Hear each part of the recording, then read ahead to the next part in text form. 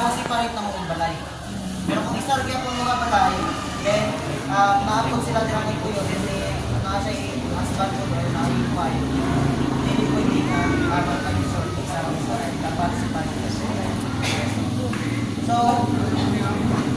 umano sa naman.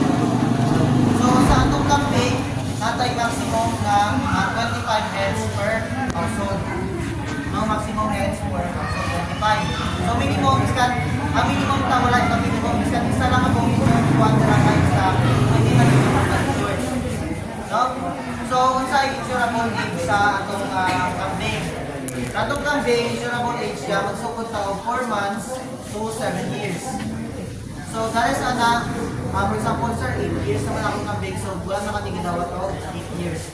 So, magsukod ta og 4 months up to 7 years. Sa ato na po og kabayo, na magsukod ta og 1 year up to 17 years. 1 year to 17 years. Sa atong kabaw o baka, magsukod ta og 7 months up to 17 years. So, like for example, sir, may naitabo sa kuan. Ako na lang po nung no, may para diretso na.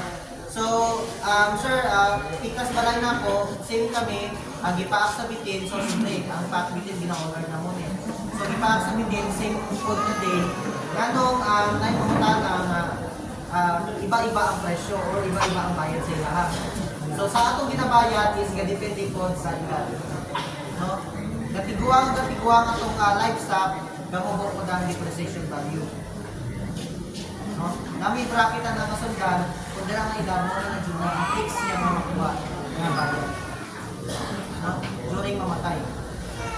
So, unsay mga requirements sir, ihatag na mo during mag-claims na kami sa among mga livestock. So, ang requirements na mo is katong picture sa inyong livestock na namatay. Muna itong among requirements.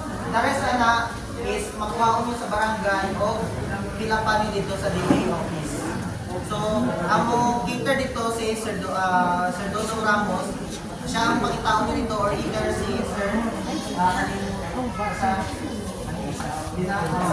siya ang pakitaon nyo dito na mo cater sa inyo para sa inyong mga pilapan ng mga forms. Kitaan na siya dito, nakakuha na siya na stapler para isahan na lang ang pasangit. No? So, pila ka days ang ginaunod niya mo to report. So, dapat within 7 calendar days, naka-report na mo. Failure to report within 7 days, automatic, hindi na siya mabayaran or hindi na naman sa hapon ang inyong claim for identity.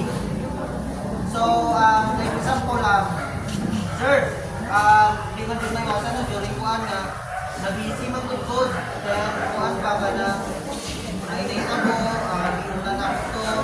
So, pwede po, gaunod